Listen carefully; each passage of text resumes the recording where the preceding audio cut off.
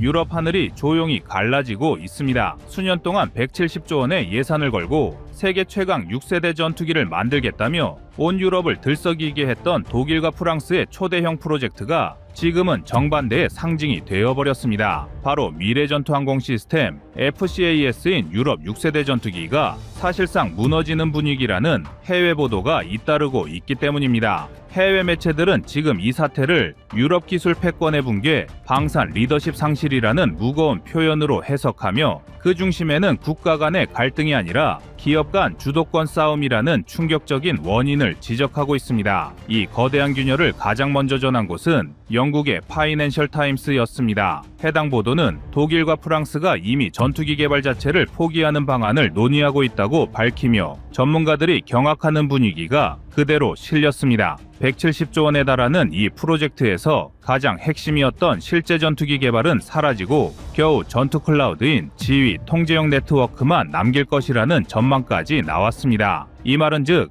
유럽이 6세대 전투기 개발 경쟁에서 사실상 탈락하는 순간이 될 수도 있다는 겁니다. 그리고 이건 단순한 유럽 내부의 이슈로 끝나지 않습니다. 세계 항공시장의 흐름이 완전히 바뀌는 신호이기 때문입니다. 그런데 놀랍게도 이 격변의 중심에서 떠오르는 국가가 있습니다. 바로 대한민국입니다.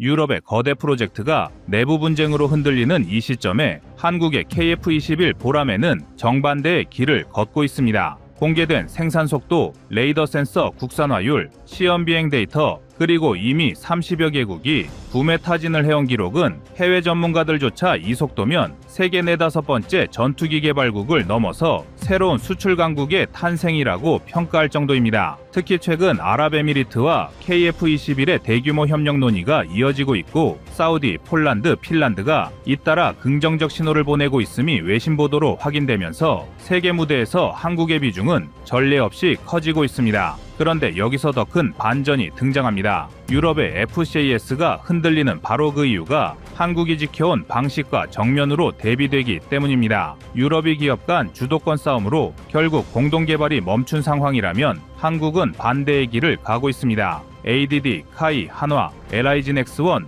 그리고 군 연구진이 매년 1만 명 단위의 전문 인력을 투입해 국가 단일 목표 체계로 움직이는 방식은 해외에서도 극찬받아 왔습니다. 특히 KF-21은 이미 국산화율 89%, 시제기 6대 동시 시험 비행 1800시간 이상의 실비행 데이터라는 정량적 결과를 뽑아냈습니다. 이건 미국, 중국, 러시아 다음으로 독자 체계 구축이 가능한 국가로 평가받는 순간이기도 합니다. 이 상황에서 유럽 170조 원짜리 프로젝트가 무너진다는 건 단순한 사건이 아닙니다. 전 세계는 이제 다음 세대 항공기 시장에 리더를 누가 가져가느냐를 다시 묻고 있고 한국은 그 질문에 가장 빠르게 그리고 가장 정교하게 답하고 있는 국가가 되어버렸습니다. 파이낸셜 타임스는 유럽 내부 갈등을 이혼을 결심했지만 아이들이 집을 떠난 뒤에야 헤어지기로 한 부부 같다고 표현하며 이미 신뢰가 붕괴되었다고 적었습니다. 이 표현이 던지는 의미는 단순한 비유가 아닙니다. 유럽이 더는 독자 전투기 체계를 이끌 수 있는 힘이 없다는 뜻입니다. 반면 같은 시기 한국군은 KF-21 양산 체계를 24기 병렬 생산 체제로 확대하며 기존 서방 국가들이 보여주지 못한 속도로 나아가고 있습니다. 미국과 영국조차 한국의 생산 속도와 기술 투입 효율을 놀라워하고 있습니다. 이러한 배경 속에서 전 세계 방산 시장의 흐름은 갈수록 한국 쪽으로 기울어지고 있습니다. 한국형 전투기의 수출 전망이 급격히 올라가는 이유는 단순한 감정의 문제나 국뽕이 아닙니다. 170조 원짜리 유럽 프로젝트가 실패할 경우 전 세계에서 6세대 수준의 성능과 가격 경쟁력을 모두 갖춘 데에는 한국이 거의 유일하게 남게 되기 때문입니다. 유럽이 놓친 그 자리를 한국이 가져갈 수 있는 순간이 찾아온 겁니다. 그리고 이 변화는 이미 시장에서 나타나고 있습니다. 유럽의 항공 분야 전문가들은 KF-21이 시장을 가져갈 경우 수출 단가가 라팔 대비 최대 40% 저렴하고 F-35 대비 유지비가 절반 수준이라는 데이터에 가장 먼저 반응했습니다. 유지비 부담 때문에 F-35 도입을 꺼려온 국가들에게 KF-21은 오히려 현실적이고 신뢰 가능한 선택지가 되고 있습니다. 이제 세계는 묻습니다. 유럽이 실패한 시대 다음 전투기 패권은 누구에게로 이동하는가? 그리고 한국은 지금 그 질문의 중심에 서 있습니다. 이제 본격적으로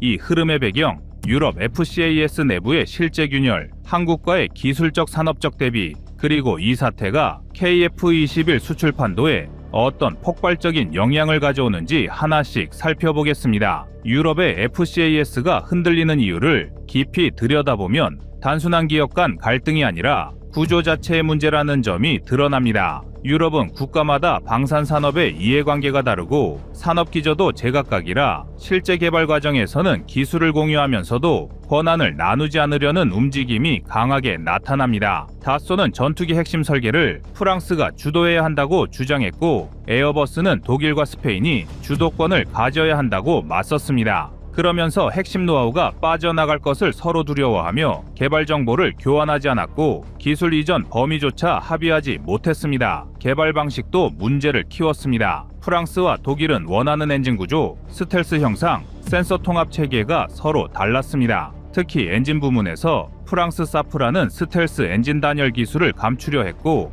독일 MTU는 기술 접근 제한에 반발했습니다. 해외 보도는 이 갈등이 극에 달해 기술 분담 협상이 2년 이상 정체됐다고 밝히고 있습니다. 실제로 독일 연방군 대학 쪽 전문가들도 협상 구조 자체가 성립할 수 없다고 평가했습니다. 이런 상황에서 FCAS가 선택한 차선책은 전투 클라우드 협력인데 이것조차도 설계 철학이 갈립니다. 프랑스는 라팔 F5 업그레이드와 같은 자국 중심의 네트워크 체계와 연동되길 원하고 독일은 유로파이터 기반의 기존 데이터 링크 시스템과 연결되길 희망합니다. 네트워크 통합 체계는 각 나라의 전장 운영 방식, 암호 체계, 송수신 장비의 프로토콜까지 다 맞춰야 하는데 여기서도 끝없는 충돌이 터졌습니다. 그 사이 한국의 KF-21 체계는 완전히 다른 길을 보여주고 있습니다. 국방과학연구소와 카이가 통합된 개발 체계를 구축해 엔진 기골 레이더 전장 시스템을 하나의 로드맵에 맞춰 조정했고 부품사 600여 곳이 실시간 데이터 플랫폼을 통해 설계 변경을 즉시 반영하는 방식으로 개발했습니다. 이런 통합 개발 구조 덕분에 시제기 6대가 동일한 수정사항을 같은 날 반영하고 같은 주에 시험 비행을 수행하는 능력이 생겼습니다. 이는 유럽 내부에서도 한국이 가진 일관된 의사결정 구조가 FCAS보다 훨씬 현대적이라는 평가를 받는 부분입니다. 해외 군사 전문 매체에서도 KF-21의 개발 속도에 유럽과 미국이 충격을 받았다는 분석을 실었습니다. 공개된 시험 비행 데이터 1800시간과 에이사 레이더 탐지 성능 초기 검증 결과 그리고 국산화율 89%라는 수치는 한국이 단일 플랫폼을 얼마나 정교하게 관리하고 있는지를 그대로 보여주는 정량적 지표들입니다. 반대로 FCAS는 키를 준 기업이 협상할 때마다 사업이 멈추고 예산이 통과될 때마다 일정이 늘어났습니다. 프랑스 회계감사원 자료에 따르면 FCAS는 지난 4년 동안 계획보다 약 28% 일정이 지연되었습니다. 이 지연은 전투기 부품 설계가 아닌 참여국 조율 과정에서 대부분 발생한 것으로 기록돼 있습니다. 결국 이 사업은 기술이 아닌 정치와 기업 이해관계에서 무너지고 있는 겁니다. 이런 흐름을 가장 먼저 감지한 국가들이 KF-21에 다시 눈을 돌리고 있습니다. 해외 보도에서는 폴란드와 아랍에미리트가 한국의 안정적인 개발 구조와 비용 대비 성능에 주목하고 있으며 F-35 운용 비용 부담을 지닌 국가들이 현실적 대안으로 KF-21을 분석하기 시작했다고 전했습니다. 특히 유지비 부담이 F-35의 절반이라는 수치는 유럽 국가들에게 매우 매력적입니다. 지금 유럽의 6세대 전투기 좌초 위기는 한국에게 단순한 기회가 아니라 시장 구조 자체가 다시 쓰이는 순간이며 세계 전투기 시장의 판도가 바뀌는 장면이 눈앞에서 펼쳐지고 있는 겁니다.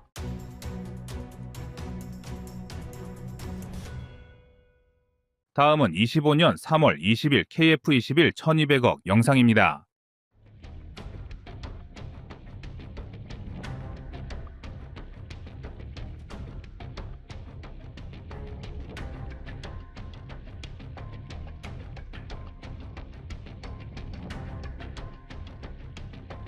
결국 우려하던 일이 터지고야 말았습니다. KF-21의 분담금, 미납 사태를 우리 돈으로 해결해야 하는 상황이 오고 말았는데요. KF-21의 개발업체인 카이가 부담해야 할 추가 금액만 무려 1200억 원이 넘는 상황이며 일각에선 카이가 더 부담해야 한다는 의견까지 나오고 있습니다. 여기에 더해 별도로 정부가 부담해야 할 금액은 3,500억 원 수준으로 알려져 있어 한국이 추가로 떠안아야 할 금액은 상상을 초월합니다. 게다가 이러한 소식이 너무나도 안타까운 이유는 한국이 KF-21 개발을 성공적으로 진행함에 따라 초기 계획보다 개발비를 6%나 낮췄기 때문입니다. 한국은 초기 계획 단계에서 KF-21을 개발하는데 도합 8조 원 이상의 비용이 필요할 것으로 예상하였으나 순조로운 개발 과정을 거치며 약 6%가 감소한 7조 6천억 원으로 총 개발 비용을 절감하였습니다. 통상적으로 전투기 개발은 각종 기술 난관으로 인해 개발 일정이 지연되고 비용이 상승하는 경우가 많다는 걸 생각하면 오히려 총 개발 비용을 절감한 KF-21의 성과는 너무나도 놀라운데요.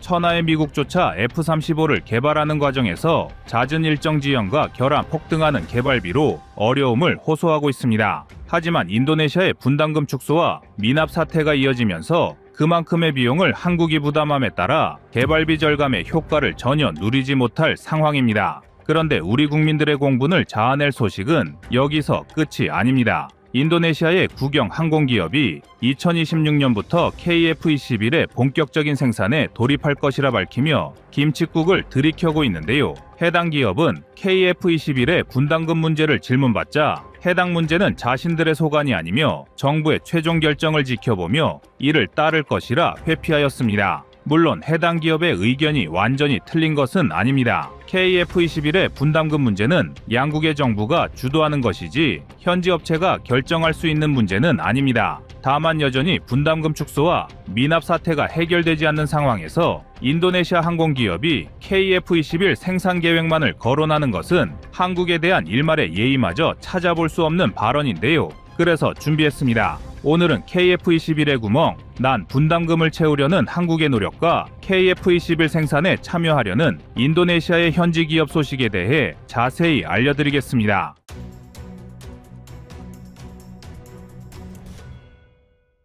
당초 인도네시아가 한국과 KF-21을 공동으로 개발하겠다며 납부를 약속한 최초의 금액은 1조 7천억 원이었습니다. 한국은 KF-21을 개발하는데 도합 8조 1천억 원의 개발 비용이 들어갈 것으로 예상했고 인도네시아는 이 중 20%의 사업비를 보조하는 대신 시제기 한 대와 기술 자료를 이전받고 48대의 KF-21을 인도네시아에서 생산하기로 합의하였습니다. 이후 세세한 계약 조건을 다듬는 과정에서 인도네시아가 납부할 금액은 최종적으로 1조 6천억 원으로 결정되었으며 나머지 80%의 개발 비용은 한국 정부와 카이가 각각 60%, 20%씩 분담하기로 합의했었습니다. 문제는 여전히 인도네시아가 납부한 분담금이 4천억 원 수준에 머물러 있다는 것입니다. 인도네시아는 자신들의 재정난을 이유로 분담금 삭감을 요구했고 지난해 8월 분담금을 6천억 원으로 줄이는 조정안을 내놓았는데요. 줄어든 금액만큼 기술 이전을 덜 받는 걸로 계약을 조정했지만 2024년까지 납부해야 할 인도네시아의 분담금은 아직도 2천억 원에 육박하며 연평균 1천억 원 이상을 납부해야 합니다. 그러나 2016년부터 2024년까지 매년 납부된 분담금을 살펴보면 1천억 원 이상을 납부한 경우는 단두 차례 2019년과 2024년에만 이루어졌으며 아예 한 푼도 내지 않은 경우는 2018년을 비롯하여 3차례가 넘습니다. 따라서 2025년과 2026년에 나머지 자녀 분담금이 완벽하게 납부되지 않을 위험성도 고려하지 않을 수 없는데요. 더군다나 인도네시아는 미납금 납부를 촉구하는 한국의 서한에도 묵묵부답으로 일관하고 있습니다. 한국은 지난해부터 올해 초까지 KF-21 문제 해결을 위한 공식 서한을 10여 차례나 인도네시아에 보냈습니다. 하지만 인도네시아 국방부는 단 3차례만 답신을 보냈으며 그중 2건은 인도네시아 기술진의 자료 유출 사건에 대한 내용이었습니다. 그리고 나머지 한 건은 분담금을 6천억 원으로 수정해달라는 내용이었으며 미납금 해결을 위한 노력이나 양국의 신뢰를 회복할 만한 답신은 전혀 보내지 않았습니다. 결국 여전히 KF-21의 공동개발금 납부는 마치 시한폭탄처럼 남아있는 상황인데요. KF-21의 개발 사업이 2026년에 마무리될 예정인데 아직도 이러한 미납 문제가 해결되지 않았다는 건 통탄할 일입니다. 여기에 인도네시아가 할인받은 나머지 1조 원의 분담금은 결국 우리 대한민국이 고스란히 떠안게 되었습니다. 그나마 다행인 점은 KF-21의 총개발 비용이 절감되면서 한국이 4,700억 원 수준의 금액만 추가로 사용하면 된다는 것입니다. 4천억이 넘는 금액을 추가로 사용하면서도 이걸 다행으로 여겨야 하는 웃지 못할 상황이 만들어진 것인데요. 특히 카이가 추가 납부할 1,200억 원은 상당히 아쉬운 상황입니다. 카이의 작년 영업이익은 약 2,400억 원인데 전투기 개발로 인해 1,200억의 추가 지출이 발생한다는 건 그만큼 한국 방산기업의 금전적 부담이 결코 작지 않다는 것을 의미합니다. 더욱이 필리핀, 사우디아라비아 등에서 KF-21 도입에 관심을 보내는 현 시점에서 개발 비용 부담이 추가된다면 한국은 KF-21의 수출 성과를 올리게 되더라도 실질적인 이익은 그리 크지 않게 될 여지도 있는데요. 여기에 더해 2026년부터 예정대로 KF-21 생산에 돌입할 것이란 인도네시아 현지 기업의 뻔뻔한 태도도 간과할 수 없습니다. 인도네시아의 국영항공기업 디르간타라 인도네시아 PTDI는 한국이 진행하고 있는 KF-21 시제기 시험 비행에도 참여하고 있는 기업입니다. 이러한 PTDI는 기존의 공동개발 계획에 따라 2026년 이후부터는 자신들도 생산 라인에 가담하여 인도네시아가 도입하기로 했던 48대의 물량을 직접 생산할 의지를 드러내고 있는데요. 분담금 문제가 완전히 해결되지 않은 상황에서 자국과 기업의 이익만을 생각하는 PTDI의 행보는 한국 국민들의 공분을 자아내기에 충분합니다. 만약 2026년까지 나머지 분담금을 완납하지 않는다면 한국도 체계적인 대응책을 통해 인도네시아를 압박할 전략적 카드가 필요합니다. 지금껏 한국이 인도네시아의 무리한 요구 조건을 모두 들어준 이유는 인도네시아가 도입할 48대의 물량과 안정적인 공동개발 관리 때문이었습니다. KF-21은 한국이 블록1과 블록2를 모두 합쳐 120대를 전력화할 계획이지만 여기에 더해 인도네시아가 48대를 도입하기로 결정하면서 그만큼 대당 생산 단가를 낮출 수 있을 것이란 분석이 지배적이었습니다. 또한 전투기 개발의 후발주자였던 한국이 KF-21을 개발하자마자 곧바로 수출 실적을 올리게 된다면 이를 통한 홍보 효과가 상당할 것으로 판단되어 인도네시아의 48대 도입 물량을 손쉽게 포기할 수 없었던 것도 사실입니다. 또한 한국이 본격적으로 해외 파트너와 공동 개발을 알린 첫 프로젝트가 KF-21이었다 보니 향후 다른 무기체계 개발에서 더 많은 파트너를 확보하고 한국의 공동 개발 관리 역량을 보여주기 위해서라도 인도네시아를 쉽게 내쳐서는 안 된다는 주장도 있었는데요. 하지만 인도네시아가 계속해서 신뢰를 회복하지 않으려 한다면 우리 대한민국도 이를 더 이상 기다려줄 필요가 없습니다. 한국이 필리핀과 사우디아라비아 등을 확실한 고객으로 만들고 KF-21의 수출 물량을 증대할 수 있다면 인도네시아가 도입하기로 한 48대의 물량이 없더라도 충분히 KF-21의 대당 단가를 낮추고 가격 경쟁력을 확보할 수 있습니다. 또한 중동 국가들은 전 세계 방산 시장에서 가장 많은 무기 도입을 시도하는 곳이기 때문에 KF-21의 홍보 효과도 인도네시아보다는 사우디아라비아가 훨씬 더 우수할 것으로 전망됩니다. 따라서 한국이 적극적으로 KF-21의 수출 확대를 시도하고 다른 대안을 고려한다면 더 이상 인도네시아에 끌려다닐 필요가 없어진다는 뜻인데요. 여기에 필리핀 등 동남아시아에서 찾을 수 있는 KF-21의 다른 파트너도 많습니다. 최근 동남아시아 국가들은 중국과의 군사분쟁 위험이 높아짐에 따라 과거와 달리 중국산 무기의 비중을 줄이고 그만큼 한국산 무기의 도입 비중을 늘리고 있습니다. 더군다나 필리핀은 FAO-10을 비롯하여 각종 호위함을 연달아 도입하면서 한국과의 방산 협력이 매우 두터운 나라입니다. 그렇기 때문에 필리핀은 최대 40대의 다목적 전투기를 도입하려는 자국의 공군 현대화 사업에 KF-21을 주요 후보로 올려놓고 있으며 중국 전투기와 효과적인 교전 수행이 가능한 전투기 도입에 총력을 기울이고 있는데요. 필리핀이 경제력 측면에서 인도네시아보다 뒤떨어지긴 하지만 한국과의 신뢰도와 파트너십 측면에서는 KF-21의 주요 수출 활로가 될 수 있습니다. 그래서 한국은 더더욱 인도네시아의 소극적인 자세로 일관해서는 안 됩니다. 비록 한국이 이러한 공동개발을 제대로 진행한 경험은 이번이 처음이고 그래서 미흡한 부분이 엿보였다는 건 아쉬운 요소입니다. 하지만 실패 사례나 개선점을 되짚어보고 다음 전략을 준비하는 것은 우리 대한민국의 방위산업에 반드시 필요한 일입니다. 한국이 인도네시아와 불거진 문제들을 어물쩍 넘어가게 된다면 향후 다른 무기를 개발하는 과정에서 비슷한 문제가 발생하지 말라는 법은 없는데요. 우리가 이번 문제에 대한 대안을 정확하게 수립하지 않는다면 유사한 문제가 발생하여도 효과적으로 대응하지 못할 수밖에 없습니다. 따라서 한국은 KF-21의 개발이 완료되는 2026년까지 인도네시아가 일으킨 문제를 정확하게 따져보고 책임을 물은 뒤 재발 방지를 위한 보완책까지 심도 깊은 논의를 이어가야 합니다. KF-21은 지금껏 1000번의 시험 비행에도 별다른 사고가 발생하지 않았으며 개발 지연과 개발비 폭등이라는 문제조차 없었던 완벽에 가까운 과정을 보여준 최신 전투기입니다. 유일한 오게티는 결국 인도네시아의 파행이었는데요. 부디 2025년에는 이러한 문제를 잘 해결하고 KF-21의 실전 배치가 순조롭게 이어지길 기대하겠습니다.